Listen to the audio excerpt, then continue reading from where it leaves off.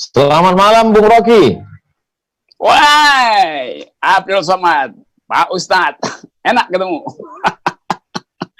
Apa kabar, Bung Rocky? Dipertemukan oleh alam semesta ya. Apa kabar? Sehat?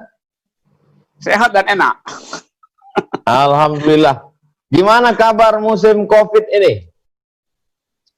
COVID itu bagian dari keperluan alam semesta untuk menguji banyak hal, soal kesehatan, soal kenikmatan hidup, soal persaudaraan, solidaritas, dan soal kedunguan kebijakan negara. Itu juga diuji oleh COVID tuh.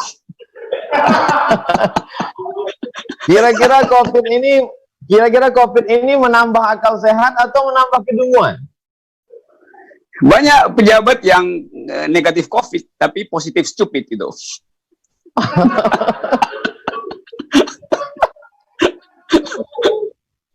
Gitulah, Ustaz.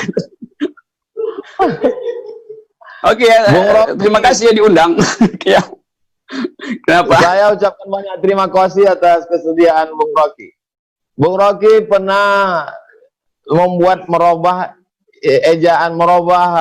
singkatan nama saya menjadi Ustadz Akal Sehat. Iya, dan sekarang kita bertemu. Itu artinya akal pasti ketemu akal, dengkul pasti ketemu dengkul gitu. Akal sehat pasti ketemu akal sehat, akal maling pasti nyari akal maling gitu kan. Dia akan mencari yang sepadan ya. Gitu, oke, enak saya diundang terus kita bisa ngobrol apa aja.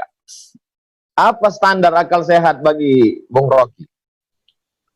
Standar pertama tidak menipu, tidak deception, tidak mengalihkan isu dengan cari-cari alasan. Itu standar dari akal sehat. Jadi kalau ada orang yang suka buang badan, nggak mau bertanggung jawab terhadap kebijakan, itu pasti akalnya didengkul gitu. Karena dengkul lebih mudah berpindah-pindah tuh kan. Kalau kesenggol kan dengkulnya bisa tempurungnya bisa pindah. Karena itu akal ditaruh di kepala supaya dia lurus gitu. Bung gitu Rocky, lah. Yes. Menonton video Bung Rocky berarti melihat kritik akal sehat. Itu Bung Rocky selama kritik ini ada tekanan, ancaman tidak? Oh iya, banyak juga yang nonton video saya bukan buat lihat akal sehat saya, tapi menunggu saya buat delik lewat video itu. Itu banyak yang menunggu saya kepleset di dalam video lalu diubah jadi delik. Nah, itu bahayanya tuh. Jadi mudah-mudahan Ustadz Somad juga diperlakukan semacam itu. Saya ingin diperlakukan semacam itu. Jadi ada orang yang nunggu delik dari ucapan Ustadz Somad.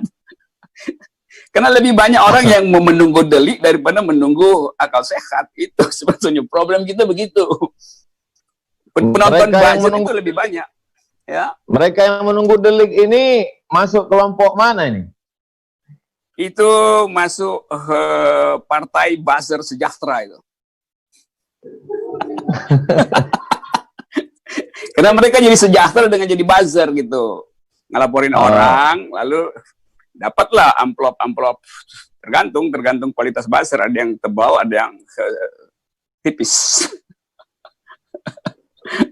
Ketika buzzer memusatkan perhatiannya kepada para cendekiawan, para ulama, lalu kemudian sekarang mulai mengembangkan jaringannya, menghantam sampai ke komika. Apa yang terjadi sebenarnya?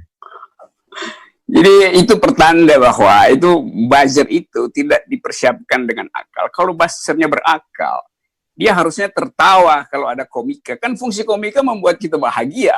Masa diserang orang membuat bahagia? Itu hidup tanpa komika itu sama dengan hidup tanpa kesehatan jiwa. Jadi justru si buzzer mesti senang karena kritik itu disatirkan oleh komika. Kan itu bagian dari keseharian politik komika tuh.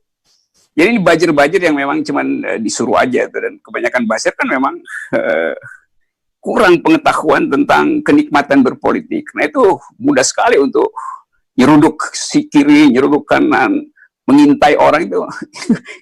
Pekerjaan yang paling buruk di dalam hidup manusia itu adalah menjadi buzzer, karena dia sekaligus dungu, sekaligus jadi pengendus, sekaligus jadi budak. Dia jadi budak dari kedunguannya sendiri kan, itu kan bagian yang paling buruk dari manusia, menjadi budak dari kedunguannya sendiri. Wah, itu parah tuh. Saya nggak tahu tuh Buzzer, apa nanti hukumannya.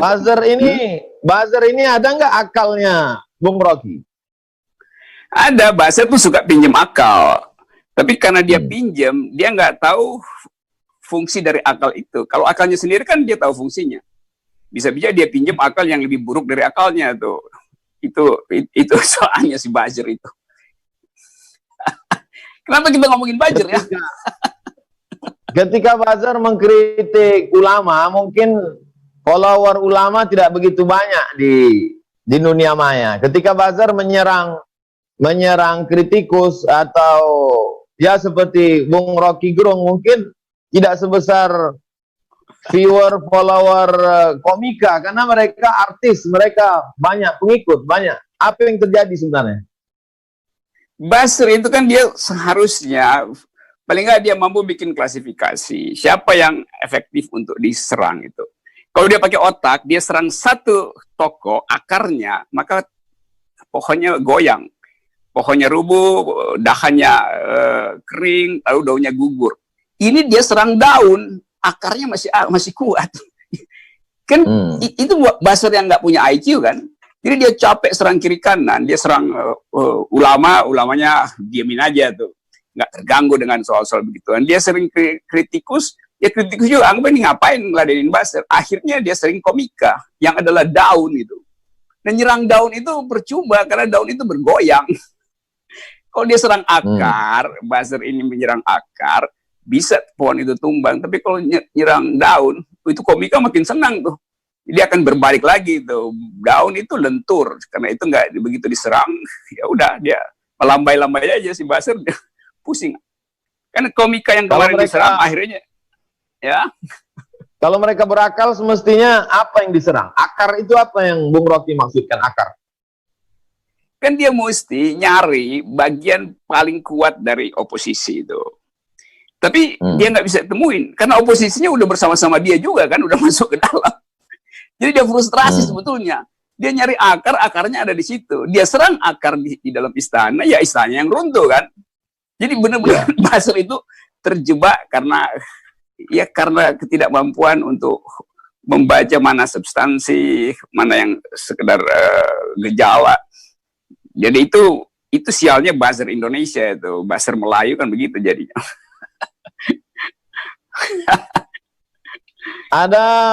Ada slogan revolusi mental. Sebetulnya yang tepat revolusi mental atau revolusi akal sehat, Bung Rocky? Revolusi mental itu peralatan setelah revolusi akal sehat itu. Jadi dia mesti tahu dulu bahwa semua revolusi yang kita sebut perubahan itu pertama-tama perubahan di akal. Nah kalau yang mau revolusi mental akalnya nggak sehat, itu artinya revolusinya juga pasti mental, bukan mental jadinya. Revolusinya mental balik. Dan sekarang kita lihat revolusi mental itu mental balik pada pembuat gagasan itu. Kan terlihat dalam hari ini defensif, sikap defensif. Jadi tidak terasa bahwa slogan itu berisi, kan semua orang bicara revolusi mental dan isinya kosong, karena revolusi yang tidak dituntun dengan akal pikiran, dia betul-betul jadi retorika aja. Kalau kita mau revolusi dengan akal sehat, kita mesti manfaatkan fasilitas pedagogi, mendidik rakyat, memberi rakyat kepercayaan diri. Tapi kalau revolusinya sekedar diucapkan sebagai slogan, dia jadi demagogi, bukan pedagogi. Jadi berbusa-busa ngomong, tetapi point of view-nya tidak ada. Padahal revolusi selalu dituntun oleh paradigm, oleh point of view. Nah, pemimpin yang nggak punya point of view, dia akan kelabakan untuk lihat mana sebetulnya elemen paling strategis untuk memulai satu revolusi mental. Nah, saya dulu berpikir revolusi mental itu artinya mempersiapkan publik dengan kecerdasan sesuai dengan perintah konstitusi, cerdaskan kehidupan bangsa. Kan konstitusi cuma perintahkan dua hal pada presiden, cerdaskan kehidupan bangsa, pelihara fakir miskin. Di situ sumber revolusi mental tuh.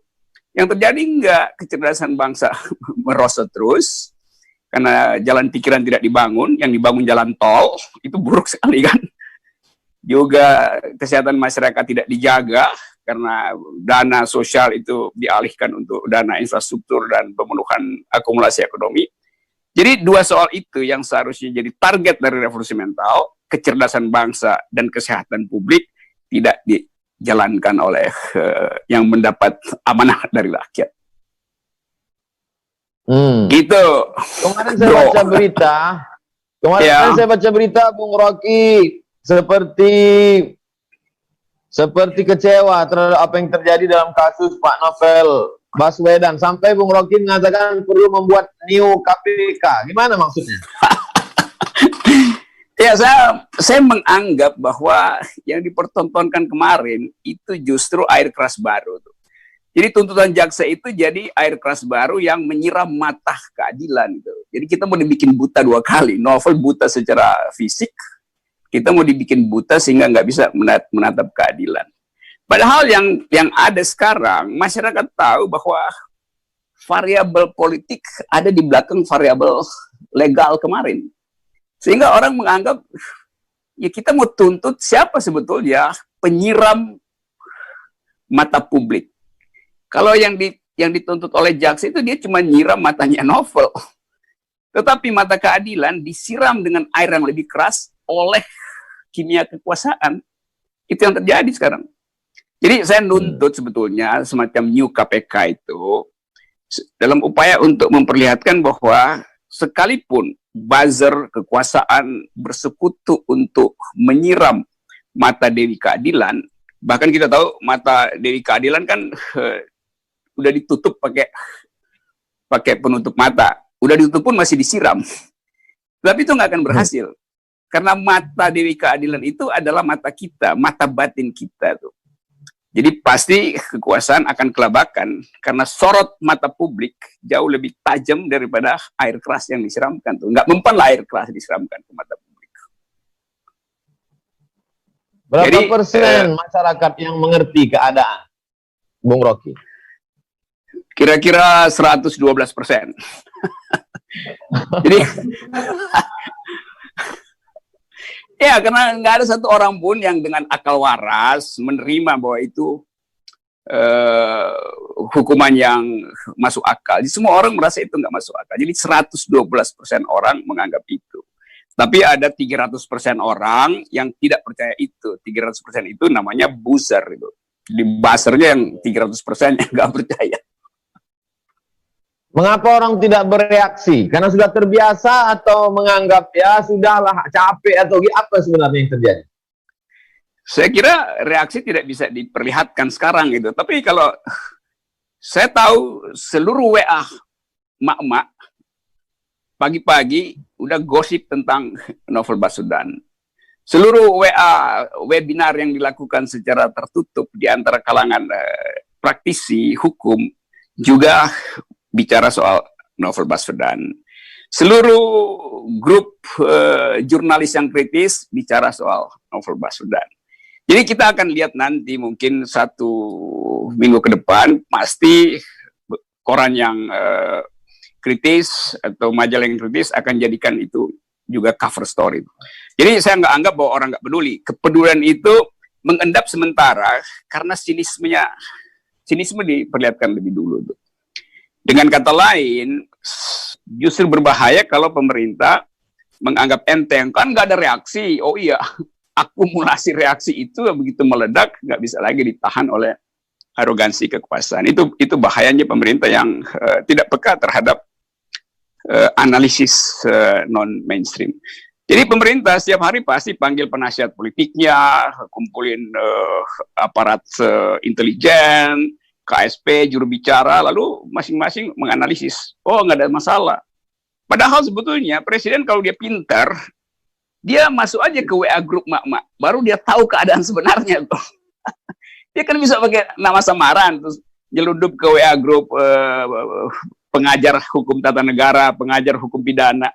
Kalau pintar, saya usulin supaya lakukan itu, supaya presiden dapat informasi yang betul-betul sehangat yang dia inginkan. Bukan informasi yang sudah dibekukan, diedit oleh juru bicara, diedit oleh aparat Intel, diedit oleh kantor KSB. Kan semua informasi yang masuk ke presiden pasti sudah diedit. Nah, presiden yang pintar mesti langsung. Jadi, ya. Jadi saran Bung Rocky, belusukan ke grup WA Mak-Mak. Betul, itu gorong-gorong yang paling berguna hari ini adalah WA Mak-Mak. Presiden coba masuk ke situ tuh. Itu pasti mereka dia lebih tahu. Jujur ya. Ya. Itulah. Itu Bung Rocky, bagaimana analisa Bung Rocky kalau di sebuah negeri semua sudah dibungkam. Semua sudah dibungkam. Kira-kira orang yang akan bicara, yang orang akan melawan, kalau perlu semua sudah ditutup. Kira-kira apa yang akan terjadi? Berapa lama bisa terkontrol? Itu kalau seluruh pembungkaman berlangsung, itu artinya pemimpin negeri itu tidak punya lagi lawan politik selain dirinya sendiri itu. Jadi dia akan jadi monster untuk dirinya sendiri. Kan dalam sejarah begitu kan? Kekuasaan yang membekap mulut orang itu dia tidak punya lagi cermin untuk berkaca di mana sebetulnya arah kekuasaan saya. Maka dia akan bercermin pada dirinya sendiri. Dia akan bercermin pada monsternya sendiri. Jadi kalau dia menutup diri, maka dia sebagai monster hanya punya teman dirinya sendiri yang juga adalah monster. Itu artinya udah selesai legitimasinya tuh. Itu dalil kekuasaan begitu. Dia jadi Leviathan buat dirinya sendiri tuh. Dan mulai masyarakat sendiri kalau bereaksi seperti mereka saksikan apa yang terjadi pada orang yang memberikan reaksi, lalu kemudian apakah masyarakat merasa ketakutan, lalu cuek, lalu diam, lalu ya terserahlah, apa yang terjadi pada masyarakat? Masyarakat nggak takut, dia nggak takut. Cuman dia menganggap bahwa persembunyian kekuasaan itu pada akhirnya akan terbuka sendiri oleh kedunguan kekuasaan. Jadi masyarakat menganggap kita nggak perlu cerdas lagi karena setiap hari kekuasaan mempertontonkan kedunguannya tuh. Jadi sebetulnya masyarakat tinggal nonton kapan kekuasaan itu betul-betul berhenti punya energi itu. Dan itu mungkin tidak terlalu lama, karena masyarakat juga tahu bahwa ada internal struggle di dalam kekuasaan. Kasus beberapa hari terakhir ini memperlihatkan bahwa pemimpin istana itu gamang dengan tekanan publik soal undang-undang ideologi hari ini.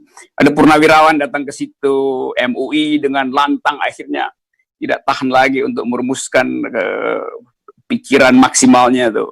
Jadi saya bayangkan sang penguasa itu setiap hari berupaya untuk nyari info yang kira-kira masih bisa punya optimisme. Tapi sialnya pemberi info itu akan mengedit infonya tuh, dan dia kehilangan grip, kehilangan touch pada realitas. Satu kelompok, Bung Rocky, satu kelompok mengatakan RUU ini kemuliaan. Kemuliaan. Yang satu lagi mengatakan itu RUU HIP itu menundukkan Pancasila. Lalu kemudian silang pendapat sampai MUI, sampai Ormas. Apa yang terjadi sebenarnya? Yang terjadi adalah persaingan untuk saling menjebak sebetulnya. Jadi saya bacanya begitu. Kan PDIP akhirnya membuka rahasia yang sebetulnya bukan rahasia, mengatakan bahwa itu usulan Trisila itu bukan dari dia. Jadi seolah-olah ini cuma soal Trisila atau Ekasila. Padahal ini seluruh konsep tentang ideologi itu yang dipersoalkan. Nah, kalau misalnya PDIP menganggap bahwa itu bukan berasal dari dia, lalu siapa yang punya ide memasukkan itu ke dalam prolegnas? Tentu bukan PKS. PKS pasti urgensinya bukan tentang Soekarnoisme. Demokrat pasti juga urgensinya bukan soal ideologi. Demokrat lebih peka pada soal-soal kebijakan yang memperparah ekonomi. Siapa lagi yang punya kepentingan dengan ideologi yang jauh di sana sudah pernah dipertengkarkan dengan akal pikiran yang tajam selama pembahasan di konstituante di awal kemerdekaan. Nah, karena itu nggak mungkin kalau soal Pancasila ini yang nyelundupkan ke balik itu bukan PDIP. Kan ini terlalu too good to be true lah kalau PDIP bilang ini bukan kami inisiatornya. Lalu siapa inisiatornya? Jadi di situ kekacauan politik mulai itu. Lain kalau PDIP misalnya dengan lantang mengatakan memang kami yang usulkan dan kami akan fight itu karena Soekarnoisme adalah DNA politik kami. Nah, itu baru hebat. Jadi fight aja kan biasa. Nah, sekarang menghindar. Kenapa menghindar? Ya karena dia baca anginnya berubah arah. Kenapa berubah arah? Ya karena permainan pragmatis di dalam koalisi sendiri. Tentu masing-masing ingin menjebak kan. Nah, sekarang yang terjebak justru PDIP sendiri kan. Kalau memang tidak kuat untuk fight, kenapa diusulkan? Untuk test case saja? Saya kira bukan buat test case. Jadi itu tadinya, ini analisis saya, itu serius mau diajukan dengan perhitungan soal-soal material bisa diselesaikan di bawah meja. Dan pasti Presiden Jokowi sebagai kader PDIP tahu persis. Jadi kalau Presiden Jokowi bilang, ya itu bukan dari pemerintah, itu juga buang badan, itu namanya PSBB, Presiden sedang buang badan. Kalau kalau begitu kan, lalu orang bertanya, lalu Presiden siapa kalau begitu tuh? Jadi ini tipuan-tipuan beginian yang dengan mudah dibaca publik. Bung Rocky tidak ada rasa takut. Tidak pernah ada rasa takut terhadap kekuasaan, kritik. Karena kritik itu kan mengerikan. Iya, tapi saya kan bukan orang politik, tidak punya kemampuan untuk mengakumulasi massa. Jadi apa yang ditakutkan? Karena saya anggap saya tidak mengutuk kekuasaan, saya mentertawakan kekuasaan itu. Orang bilang saya mengkritik, enggak, saya tertawa karena kelucuan-kelucuan kebijakan. Kalau saya kritik dengan serius, dan orang ketawa nggak ada larangan ya, ketawa ya. Ketawa itu kan justru outlet dari kebuntuan pikiran. Jadi saya membantu justru politisi supaya ikut ketawa aja.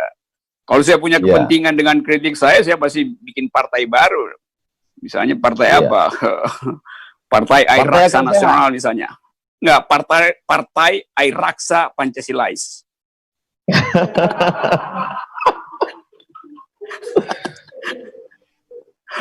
Bung Rocky, apa yang dialami oleh Habib Rizik? Apa yang dialami oleh Habib Rizik?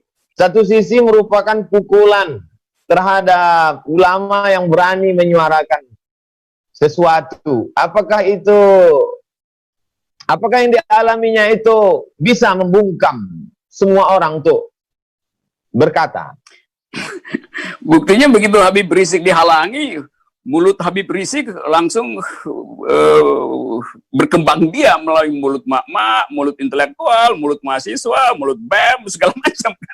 Jadi percuma, karena kalau seseorang penguasa ingin membungkam mulut seseorang, maka si penguasa harus punya surplus moral untuk memperlihatkan bahwa dia lebih bermoral, dia lebih mengetahui keadaan, baru orang percaya.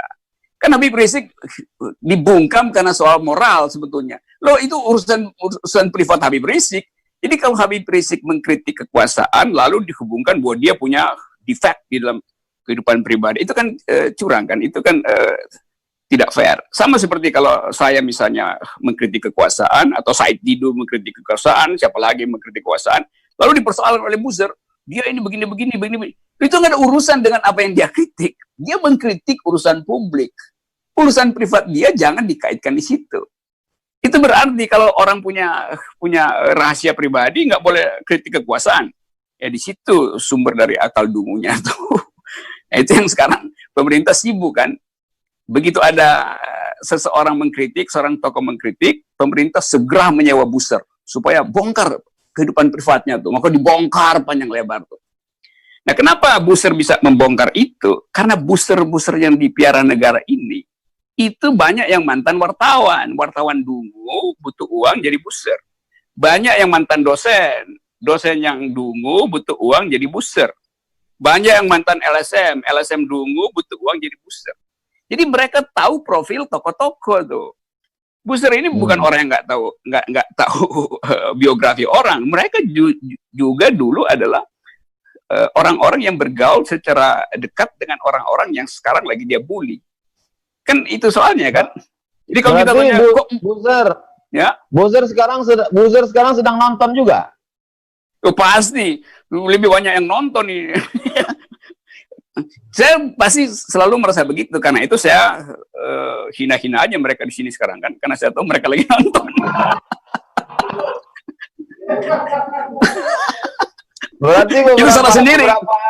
Beberapa hari ini kita siap-siap lah menerima berita baru ya.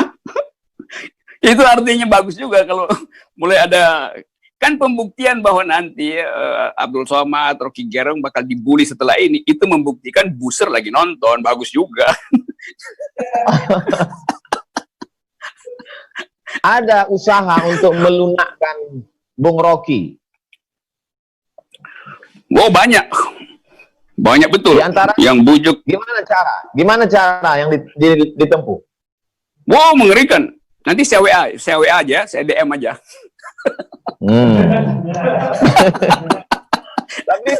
Tapi kalau DM nanti Buzzer penasaran. Ya Buzzer udah ngerti lah, kalau saya kasih sinyal DM berarti besok itu dia akan berupaya untuk nyusup, menghack ke nomor WA Ustadz Somad itu, atau nomor saya. Itu udah standar prosedur. Wong WA BEM aja bisa dia masukin dan diambil alih, bagaimana? Twitter saya kan dirampas sama Buzzer, sama juga kan. Dan Buzzer senang bahwa saya nggak punya Twitter. Dia lupa bahwa dengan nggak ada Twitter, dia nggak bisa bully saya. Sementara saya bisa bully mereka melalui forum semacam ini kan. Itulah. Iya. Itulah dungunya mereka ya, Bung Rocky. Apa itu istilahnya? Mungkin apa sebetulnya dosa besar? Apa sebetulnya dosa besar Habib Rizik sehingga dihabisi Buzzer? Loh, Habib Rizik itu nggak ada dosa politik. Kan dia kritik politik, lalu dihubungkan dengan dosa-dosa privat. Yang ada urusan apa? Dosa privat itu urusan Habib Rizik dengan akhirat. Nggak ada hak Buzzer atau kekuasaan untuk menilai seseorang selain hubungan dia dengan sesuatu yang dia anggap dia akan bertanggungjawabkan nanti kan. Tapi orang menganggap bahwa itu adalah kriminal segala macam itu. Sehingga seluruh dunia bahkan dikirimi notifikasi Interpol untuk soal yang ajaib gitu kan. Jadi biasa aja kan Habib Rizik mengkritik. Tapi tentu kita tahu Habib Rizik di belakangnya ada gerbong yang bersiap-siap untuk menjadi oposisi. Jadi dihalangi justru karena Habib Rizik punya gerbong itu. Saya untung nggak punya gerbong, tapi yang nggak punya gerbong seperti saya pun dihalangi, apalagi yang punya gerbong kayak Habib Rizik. Tetap Habib Rizik adalah tokoh politik yang punya potensi untuk menghasilkan pikiran alternatif terhadap penyelenggaraan negara ya. Itu hal yang justru mesti dirawat lah sebagai loyal opposition. Karena Habib Rizik nggak angkat senjata untuk menjatuhkan pemerintah. Ya. Apa bahayanya bagi kekuasaan, Bung Rocky? Kekuasaan yang paling dungu itu kekuasaan yang anti pikiran. Saya setiap hari cuma mengucapkan pikiran. Abdul Somad mengucapkan pikiran, Habib Rizik mengucapkan pikiran, Said Didu mengucapkan pikiran, si Ronald Buton mengucapkan pikiran. Nah, kekuasaan yang takut pada pikiran itu kekuasaan yang nggak punya pikiran. Padahal demokrasi itu adalah pemerintahan akal melalui pemerintahan rakyat. Demokrasi itu mengandalkan argumen. Nah, pemerintah itu sensitif terhadap argumen justru. Pemerintah balas dengan sentimen. Lalu, kalau kita mau berdebat, kita pasang argumen secara setara. Jangan saya pakai argumen, yang sana pakai sentimen. Lalu mulai mengeksploitasi keburukan-keburukan orang yang tidak argumentatif. Begitulah watak kekuasaan sekarang semacam itu. Anti argumen, tapi doyan dengan sentimen. Itu ajaib. Kalau Bung Rocky jadi presiden, apa yang Bung Rocky lakukan terhadap pengkritik Bung Rocky? Hari pertama saya beliin empek-empek mereka supaya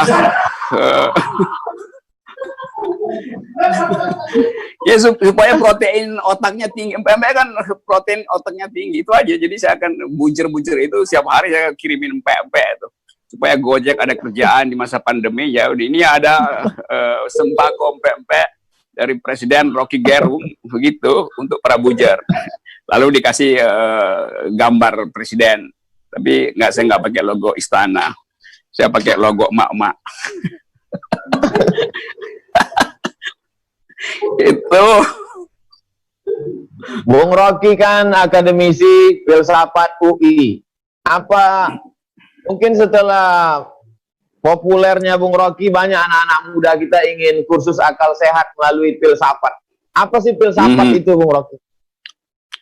Filsafat itu dimaksudkan dari awal untuk beroposisi dengan kekuasaan. Filsafat dilahirkan justru untuk menghalangi kekuasaan jadi absolut. Sejarah filsafat Barat begitu, sejarah filsafat India juga begitu. Dalam versi Mahabharata, sejarah filsafat Islam juga begitu. Jadi kita mau agar supaya ada elemen kritis di dalam kehidupan akademis kita. Tetapi kalau kita lihat sekarang, kita lihat universitas besar, UGM, mahasiswanya dikontrol oleh rektor. Rektornya ketakutan mahasiswa bikin aktivitas berpikir yang ada basis filosofinya. Lalu diancam. UI juga begitu, banyak seminar yang dibatalkan hanya karena semacam sinyal samar-samar dari rektor. Kenapa itu terjadi? Karena rektor sekarang adalah bawahan presiden.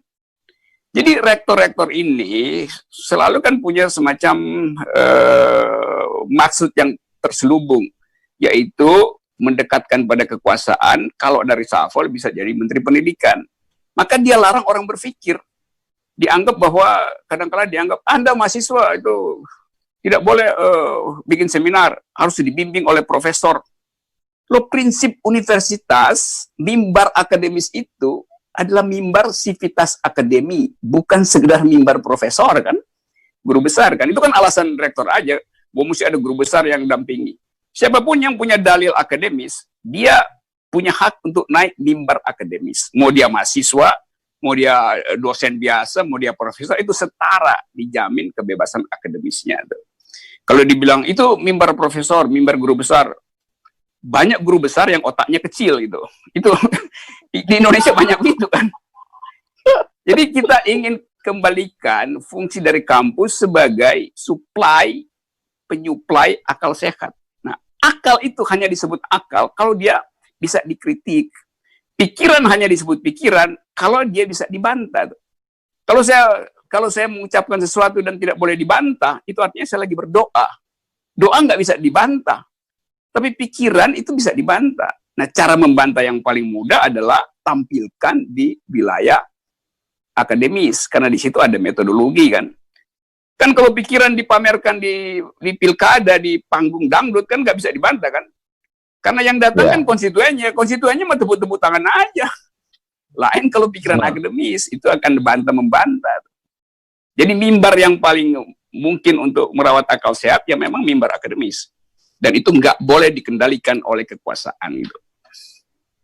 Kampus sebagai pusat akal sehat dikendalikan, dibungkam, ditutup. Lalu ini berarti gambaran kematian akal sehat.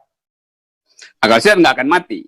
Dia dimatikan di kampus, dia akan cari gorong-gorong baru yang namanya webinar semacam ini, yang namanya YouTube. Saya perhatikan begitu kampus ditutup, dosen-dosen pada bikin YouTube baru tuh, dan semuanya adalah menghajar kekuasaan. Jadi percuma ini gelombang akal pikiran ini, gelombang akal sehat, dia nggak bisa dihentikan lagi karena kekuasaan tidak punya alat penghalang. Penghalang dari akal pikiran adalah pikiran.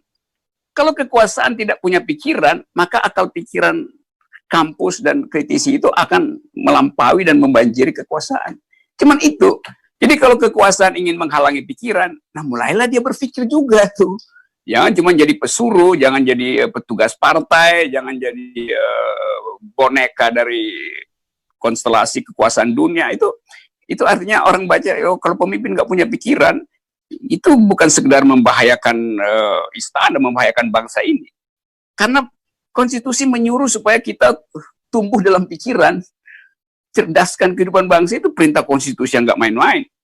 Nah, karena itu kalau presiden misalnya tidak mencerdaskan kehidupan bangsa, dan kita bisa ukur itu secara kuantitatif, itu bisa dinyatakan dia tidak menjalankan konstitusi. Maka ya bisa di-impeach karena tidak mencerdaskan kehidupan bangsa. Kan akan jadi tertawaan sejarah, ada presiden yang di-impeach karena tidak mencerdaskan kehidupan bangsa. Lalu orang mulai berpikir, kenapa dia tidak mencerdaskan kehidupan bangsa? Ya. Tapi kampus tidak boleh bicara tentang impeach. Ya justru itu anehnya tuh. Kampus Fakultas Hukum nggak boleh bicara tentang pemaksulan. Padahal Undang-Undang Dasar mengatur soal pemaksulan. Loh, kampus bicara tentang apa yang diatur undang-undang kan? Kan kampus lagi bicara pasal yang ada di konstitusi, yaitu pemaksulan. Lalu orang bilang jangan ngomong pemaksulan. Kalau begitu hapus dari konstitusi dan pemaksulan itu. Jangankan pemaksulan, konstitusi aja bisa diubah, diganti. Nanti orang larang, jangan bicara tentang penggantian konstitusi. Loh, konstitusi bilang di pasal 37, saya bisa diubah. Syarat-syarat pengubahan, ada prosentase sidang, keputusan. Konstitusi sendiri memberi peluang dia untuk diubah. Sekarang kekuasaan melarang itu. Kan itu ajaib cara berpikirnya tuh. Apa yang mesti dilakukan supaya kita kembali menjadi bangsa yang bermartabat, yang berakal sehat? Apa yang mesti dilakukan? Langkah-langkah apa aja, Bung Rocky? Langkah pertama, karena demokrasi macet kan diterangkan oleh Freedom House, oleh researcher dari luar negeri, bahwa demokrasi dalam masa kepemimpinan Jokowi adalah demokrasi yang paling buruk. Gitu. Lalu istana mulai membantah, nggak begitu. Kita udah bikin survei bahwa ternyata demokrasi kita tumbuh dengan baik. Loh, kok bisa kita percaya pada survei internal? Kan kita nggak bisa percaya pada auditor internal kan. Di dalam akuntansi yang boleh ngomong itulah auditor eksternal, bukan auditor dalam perusahaannya sendiri. Tuh. Jadi kalau kita tanya ke pejabat-pejabat komunikasi di istana, dari mana Anda dapat kesimpulan bahwa demokrasi bertumbuh di zaman Jokowi? Ya pasti dia bilang ini survei. Oh ya bisa, itu benar kalau respondennya adalah buzzer. Itu baru benar. Tapi ini luar negeri menerangkan itu. Jadi dalam keadaan tidak ada ukuran, atau ada ukuran tapi dibantah oleh kekuasaan, maka demokrasi mesti dirawat di luar wilayah kekuasaan. Itu yang disebut sebagai, dulu ada istilah parallel polis, waktu Eropa Timur mengalami transisi ke demokrasi di bawah pimpinan Václav Havel. Václav Havel menerbitkan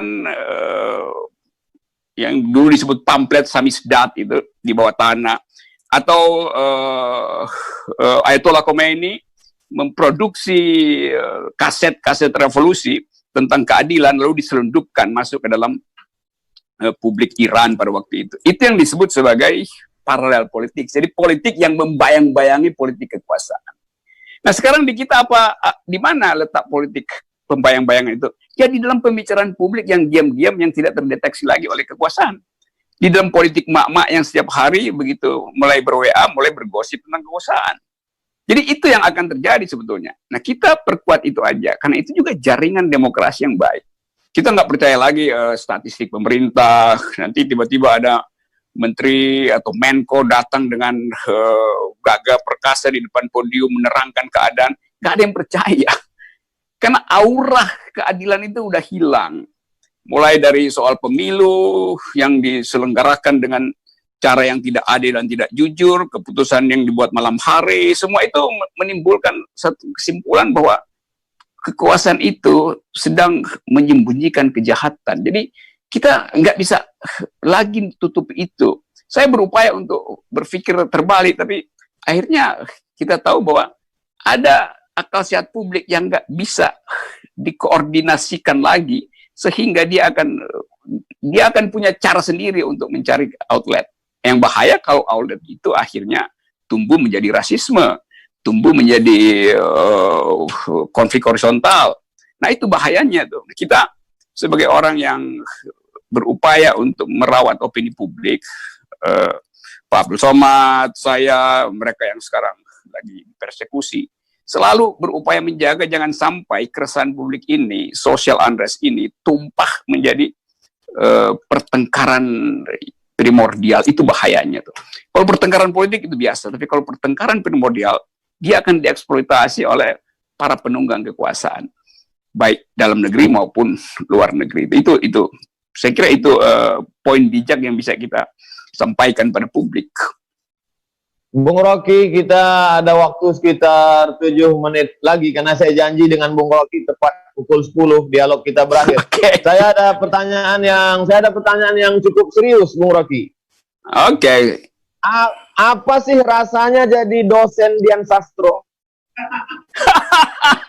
Ini pertanyaan yang paling membahagiakan karena diucapkan oleh seorang ustadz. Kalau wartawan gampang. Pertanyaan saya, mengapa pertanyaan itu harus dikhususkan ditanyakan oleh Ustadz Abdul Somad? Oke,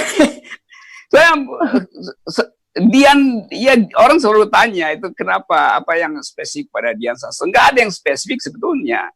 Cuman pada waktu itu Dian Sastro itu public figure, orang yang dikenal di semua stasiun TV, semua mata kamera selalu membuntuti dia. Lalu dia masuk departemen filsafat. Saya kebetulan ngajar di situ waktu dia masuk. Saya tahu perkembangan intelektualnya tuh. Waktu dia mau bikin skripsi, dia minta saya pembimbingnya. Saya bilang minta izin pada ketua departemen supaya nggak ada gosip gitu, favoritisme. Ketua departemen bilang, oke, maka saya bimbing skripsi dia. Selama pembimbingan, ya karena dia public figure, ya udah pasti macam-macam perspektif ada. Kemudian masuk hari ujian itu. Ini saya mau terangkan supaya orang juga bisa belajar dari event semacam ini. Waktu masuk ujian, biasanya di UI, pembimbing itu memberi nilai. Nah, pembimbing biasanya memberi nilai yang bagus supaya bimbingannya lulus kan. Yang kedua, ujian itu tertutup.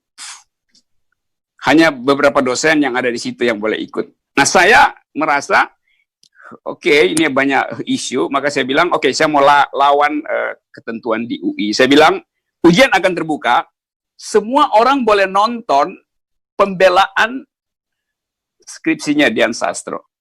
Bahkan pers boleh datang. Mahasiswa boleh datang, semua dosen. Itu pertama kali saya terobos aturan itu. Karena saya mau bilang, harus fair. Kalau dia nggak bisa jawab, dia akan diolok-olok oleh satu kampus UI itu. Lain kalau tertutup kan bisa saling membahagiakan. Saya bilang, buka aja. Benar, jadi itu dibuka. Lalu saya bilang ke Dian dan pada pimpinan Departemen Filsafat, saya bilang, saya pembimbingnya, tapi saya nggak akan kasih nilai. Jadi silahkan kalian kasih nilai. Kalau dia memang bodoh, kasih dia nilai D. Kalau dia pintar, kasih dia A. Tuh. Akhirnya, itu disepakati. Itu pertama kali pembimbing tidak kasih nilai. Supaya fair gitu. Kalau kasih nilai, siapa sih akan lulus? Karena saya nggak kasih nilai. Saya bilang pada Dian, Anda harus fight sendiri dengan argumen. Hasilnya apa? Sidang terbuka, saya tidak kasih nilai, Dian Sastro dapat A.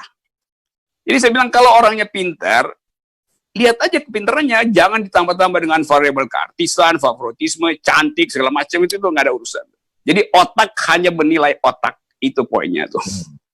Dalam politik juga harusnya begitu tuh. Gitu. Jawabannya luar biasa. Bung Rocky, ada masanya berbunga, ada masanya harum semerbak, tapi kemudian ada masanya layu dan kemudian mati. Bagaimana orang filsafat melihat kematian? Kematian itu, orang filsafat nggak bisa melihat kematian. Karena orang filsafat menganggap, ya kematian itu adalah sama misterinya dengan kehidupan. Ada filsafat Epicurus bikin poin bahwa waktu kita hidup, kita tidak mati. Waktu kita mati, kita tidak hidup. Jadi itu dua kualitas yang tidak perlu diperbandingkan sebetulnya. Agama punya point of view yang lain bahwa kematian itu adalah penundaan dari harapan sebetulnya. Harapan itu hanya bisa kita peroleh dengan melewati fase kematian itu. Jadi ada politics of hope di dalam kematian itu. Kehidupan itu ada politics of memory. Memori kita coba hentikan supaya kita punya hope. Tapi sebetulnya kalau di dalam ilmu pengetahuan yang lebih positivistik, ya menanyakan kematian itu tidak layak ditanyakan pada orang hidup gitu. Sebetulnya kan, jalan pikirannya kan. Jadi sama misalnya kalau orang bertanya, Pak Rocky, kita mau seminar, kami panitia butuh biodata Pak Rocky. Saya bilang biodata. Biodata itu kan baru lengkap ketika orang meninggal. Kalau orangnya masih hidup, biodatanya masih bertumbuh. Jadi ngapain minta biodata ke saya yang masih bernapas? Begitu saya tulis, 1 menit saya email, biodata saya berubah.